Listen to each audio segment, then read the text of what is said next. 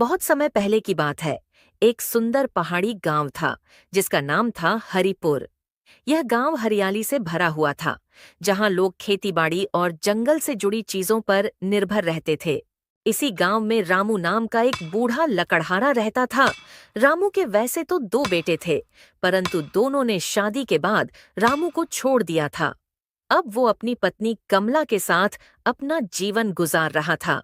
रामू, सुनो तो मेरी बात, इतनी सुबह सुबह जंगल मत जाओ। तुम्हारी तबीयत ठीक नहीं है। देखो ना, तुम्हारे हाथ भी कांप रहे हैं और कल रात भर तुम्हें नींद भी नहीं आई थी। इतनी उम्र में तुम इतना काम करोगे तो तुम्हारे लिए अच्छा नहीं होगा। अगर तुम्हें कुछ हो गया तो मैं क्या करूंगी? पिछले हफ्ते भी तुम्हें चक्कर आए थे, याद है ना? कमला, मैं क्या करूं तुम ही बताओ।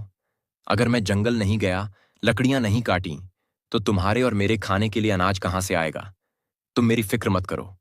मेरी ताकत भले ही कम हो गई हो, परंतु मुझे अपना घर तो चलाना होगा ना। ये झोपड़ी, ये छोटा सा आंगन, इनका खर्च, तुम्हारे मेरे खाने का खर्च, ये भी तो संभालना है। मुझे तो मजबूरी में जाना पड़ता है। पर रामू, ऐसा कब तक चलेगा? सोचो जरा। मैं हर दिन डरती हूँ कि तुम कहीं कमजोरी से जंगल में जाकर बेहोश ना हो जाओ। मैं सोचती थी कि हमारे बेटे बड़े होके बुढ़ापे में हमारा सहारा बनेंगे, लेकिन उन दोनों ने शादी के बाद हमें अकेला छोड़ दिया है। अब बस तुम और मैं हूँ, और तुम्हारी ये खराब सेहत मुझे हर पल डराती है। तुम्हारे पास जंगल जाने के अलावा कोई और रास्ता नहीं है क्या? हाँ कमला, मैं समझ रहा हूं तुम्हारी भावनाओं को। मैं ये भी जानता हूं कि हमारे बेटों ने हमें छोड़ दिया है। मैं भी तुम्हारी तरह सोच रहा था कि वो बुढ़ापे में हमारा सहारा बनेंगे और दुख सुख में हमारा साथ देंगे। पर शादी के बाद तो मानो वो हमें जानते ही नहीं हैं। अब तो उनकी खबर भी नहीं मिलती है। और जैसा उनका बर्ताव है, अब मैं उनके लिए बैठकर रो तो नहीं सकता। अगर मैं आज लकड़ियां बेचने नहीं गया तो कल खाने को कुछ नहीं होगा। इस उम्र में भी मुझे काम करना ही होगा, वरना हमारा सहारा कौन बनेगा। कोई तो नहीं है जो हमारी मदद करे। ठीक है रामू, मैं भी तुम्हारी मजबूरी समझ रही हूँ, पर जंगल जाने से पहले कुछ खा लो। खाली पेट मत जाओ, वरना रास्ते में कहीं चक्कर आ गया तो मैं कहाँ ढूंढने जाऊंगी। अब मैं फटाफट से रोटी बना देती हूँ। थोड़ा इंतजार कर लो, कल की बची सब्जी भी है, उसे गर्म कर देती हूँ। नहीं कमला, वक्त नहीं है। बाजार में देर हुई तो लकड़ियां कौन खरीदेगा। सुबह का वक्त सबसे अच्छा होता है। लोग जल्दी जल्दी सामान लेते हैं। अभी मैं चलता हूं, शाम को आकर खा लूंगा। मुझे जरा मेरी कुल्हाड़ी लाकर दे दो, और मेरी बिल्कुल भी चिंता मत करना। रामू अपनी कुल्हाड़ी उठाता है और धीमे कदमों से जंगल की ओर चल पड़ता है। कमला उसे जाते हुए चुपचाप देखती है। उसकी आंखों में चिंता साफ साफ दिखाई दे रही थी।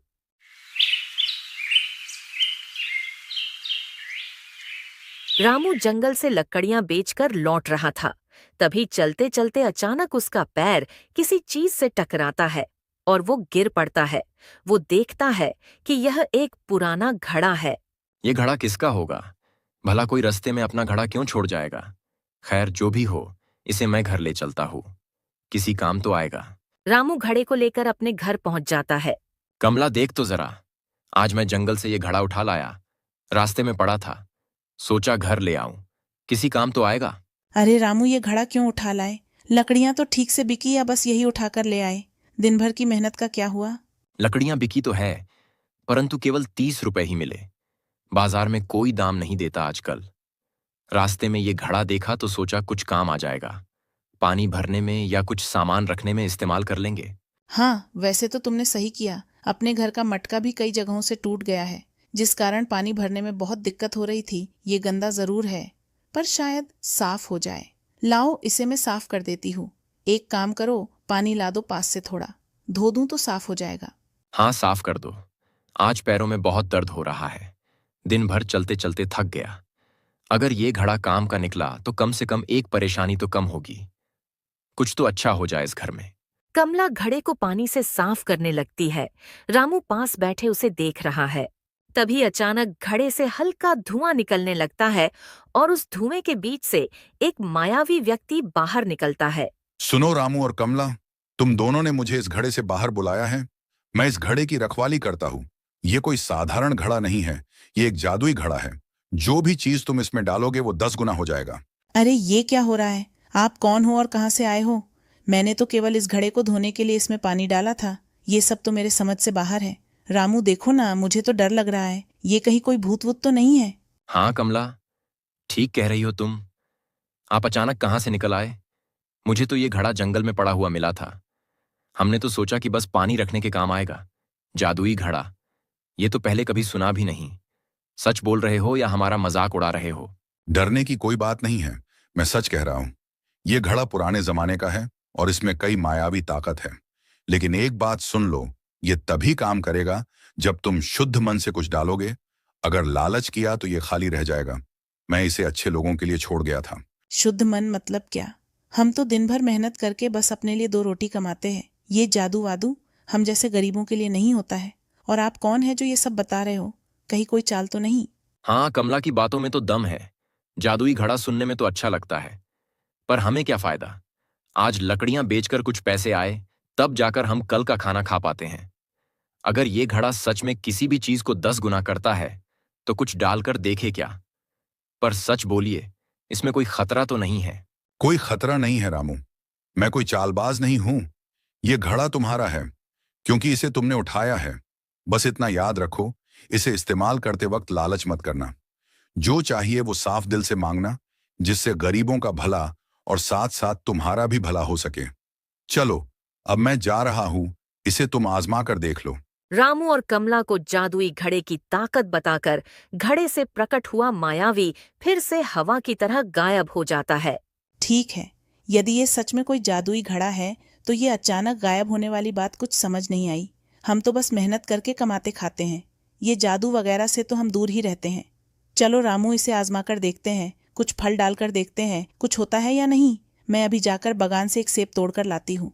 हाँ कमला, क्यों नहीं? दिन भर के थकान के बाद अगर ये सच में काम कर गया तो शायद कल भूखा ना सोना पड़े। एक सेब डालकर देखते हैं। यदि एक का 10 हो गया तो बाजार में बेचकर कुछ पैसे कमा लेंगे। बोलो ठीक है ना? रामू की बात सुनकर कमला भी एक सेब लाकर घड़े में डाल देती है और देखते ही देखते वो एक सेब का 10 सेब हो जाते हैं। कमला, ये देखो, ये तो सच में जादुई घड़ा है। एक सेब डाला था, एक का 10 हो गया है। मैंने तो सोचा भी नहीं था कि ऐसा कुछ हो सकता है। हाँ, उस मायावी ने भी कुछ ऐसा ही कहा था।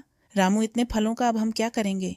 इस घड़े से तो हम पूरे गांव के लिए खाने पीने का सामान निकाल सकते हैं, पर अगर किसी को इस घड़े के बारे में पता चल गया तो क्या होगा? कुछ नहीं होगा कमला। अब हम इसका इस्तेमाल बुरे दिनों को अच्छे दिनों में बदलने के लिए कर सकते हैं। कल मैं इन्हें बाजार ले जाऊंगा, सस्ते दामों पर बेच दूंगा तो कम से कम कुछ पैसे तो कमा पाऊंगा। फिर उन पैसों से तेल चावल ले आऊंगा जिससे घर में कुछ दिन चैन से गुजरे। सच में रामू, अगर ऐसा हुआ तो कितना अच्छा होगा। पिछले हफ्ते तो चावल खत्म हो गए थे, सूखी रोटी खाकर सोए थे। पर मुझे डर लग रहा है। अगर किसी ने पूछा कि इतने फल कहाँ से आए तो क्या कहोगे? लोग बातें बनाएंगे। कोई कुछ नहीं पूछेगा। अगर किसी ने कुछ पूछा भी तो बोल दूंगा, जंगल के अंदर कुछ पेड़ मिले तो उन्हीं से तोड़कर लाया हो। कौन जाकर देखने वाला है? और वैसे भी ये फल तो सच के है, पर हमें इस घड़े को थोड़ा संभल कर रखना होगा। किसी को भी ये नहीं मिलना चाहिए, वरना कोई इसका गलत इस्तेमाल ना कर ले। ठीक है रामू, जैसा तुम कहो। अगर सच में इन फलों को बेचकर अच्छी कमाई हुई तो तुम्हें भी जंगल जाने से आराम तो मिलेगा। पर अभी के लिए इन्हें ढक कर रख दो और चलकर कुछ खा लो।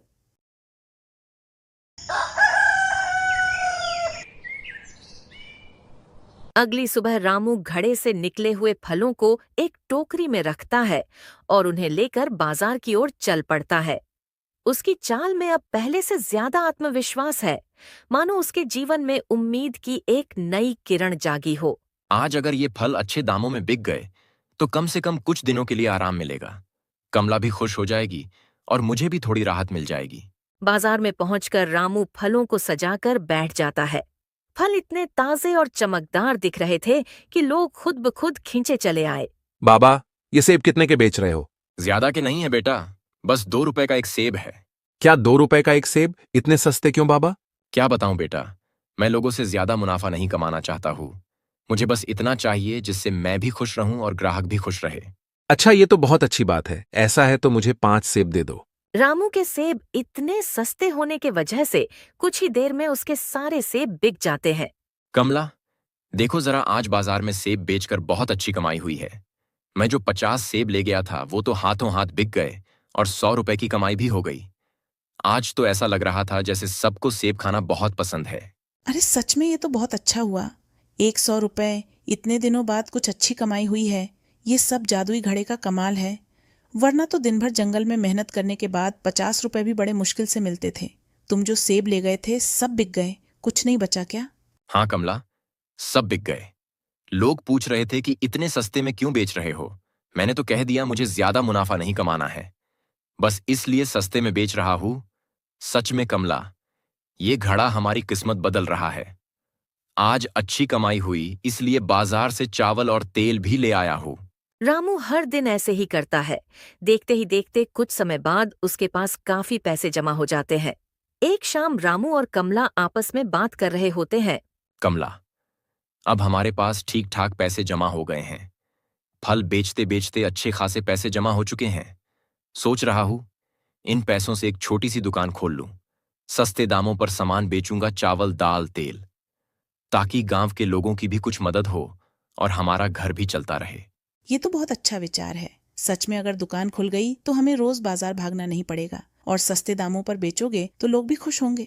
पिछले हफ्ते पड़ोस की सीमा कह रही थी कि बाजार में सब महंगा हो गया है। ऐसा करो, ये काम जल्द से जल्द शुरू कर दो।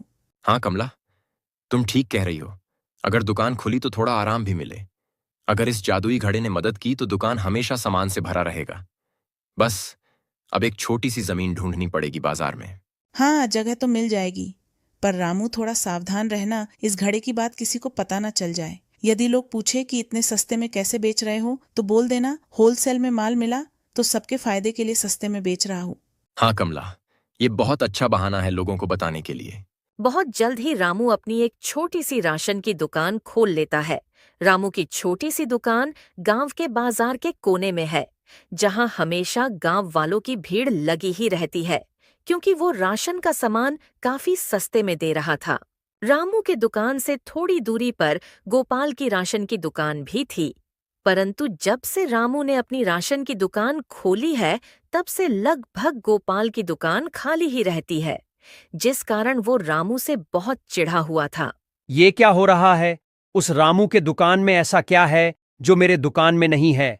पहले तो कभी ये लकड़हारा जंगल में लकड़ियां काट काट कर 4 पैसे कमाता था, और अब देखो पूरे गांव वाले उसी के पास से सामान ले रहे हैं। इसकी वजह से मेरी दुकान तो पूरी तरह से सुनी हो चुकी है। आखिर ये रामू अचानक से कहां से आ गया और इतने सस्ते दामों पर सामान कैसे बेच रहा है? पूरे बाजार में चावल 7 रुपए किलो है और ये 3 रुपए किलो बेच रहा है। तेल 8 रुपए का है, ये 4 में बेच रहा है। इतने सस्ते में क्यों बेच रहा है? जरूर इसके पीछे कोई ना कोई राज है, वरना एक समय का गरीब लकड़हारा इतना सारा सामान कहां से लाएगा? कुछ समय पहले तो खाने का मोहताज था और अब देखो लोगों को आधे दाम पर अनाज बांट रहा है। मुझे ये सब समझ नहीं आ रहा। लगता है रात को इसके घर जाना होगा। चुपके से देखूंगा कि ये क्या कर रहा है। अगर कोई चाल है तो मैं उसे जरूर पकड़ लूंगा। मैं इस रामू को अपने से आगे बढ़ने नहीं दे सकता।